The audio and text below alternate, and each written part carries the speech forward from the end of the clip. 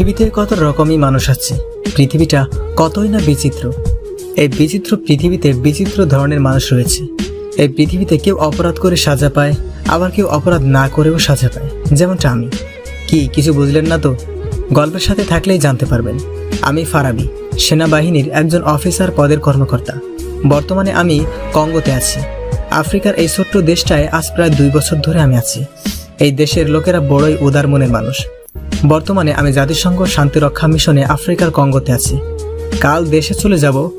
কাল colonel sir আমায় খুব শীঘ্রই দেশে ফিরতে বলেছে। তাই আপনাদের তো আমার পুরো পরিচয়টাই দেওয়া হয় নাই। আমি সেনাবাহিনীর মেজর পদে একজন অফিসার, অর্থাৎ আমি মেজর ফারাবি চৌধুরী। বাবা মা পরিবার থেকেও নেই, রয়েছে শুধু বংশের চৌধুরী নামটাই। বাকিটুকু গল্পের সাথে থাকলে জানতে পারবেন।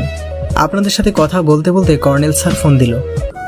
মেজর ফারাবি, জি স্যার। কাল কয়টায় ফ্লাইট তোমার? স্যার রাত 8টায়। ওকে, তুমি তাড়াতাড়ি আসো, দেশে অনেক বড় সমস্যা চলছে। Okay sir. স্যারের কথা বলতে বলতে দেখি বিকাল 4টা বেজে গেছে। এমন সময় এখানকার লে কর্নেলের ডাক পড়ল। আমি লে কর্নেল স্যার এর রুমের সামনে গিয়ে বললাম, আসতে পারি স্যার?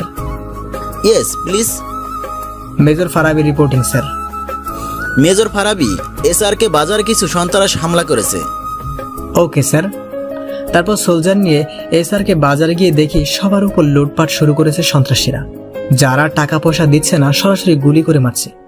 আমি আর নিজেকে ঠিক রাখতে পারলাম না, বললাম অ্যাটাক। ইয়েস স্যার, সবাইকে গুলি করে মেরে দিল সোলজাররা। 3 জন এসে আমার পা ধরে বলল, Sir, I am Firoz. Please leave me. Don't arrest me, please. Which country are you from? I am from Pakistan.